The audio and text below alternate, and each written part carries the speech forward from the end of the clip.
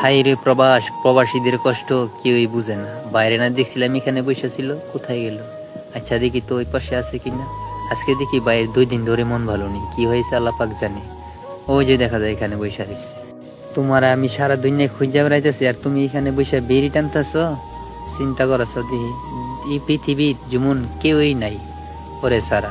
আধা ঘন্টা rest time দিচ্ছে, না খুলছে মাথার হেলমেট, না খুলছে পাওয়ার কাজ। এইভাবেই বৈশা রয়েছে, শুধু বাড়ির টেনশন করতেছে বৈশা বৈশা। কি করব, টেনশন করব না?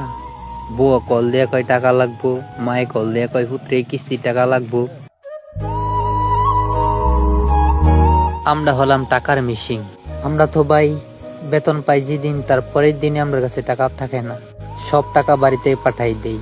আরো 1 মাস যে চলতে হবে, আমার কাছে একটা টাকাও রাখি না। এই প্রবাসে যারা থাকে সবাই মিথ্যা কথা বলে, কেন জানেন?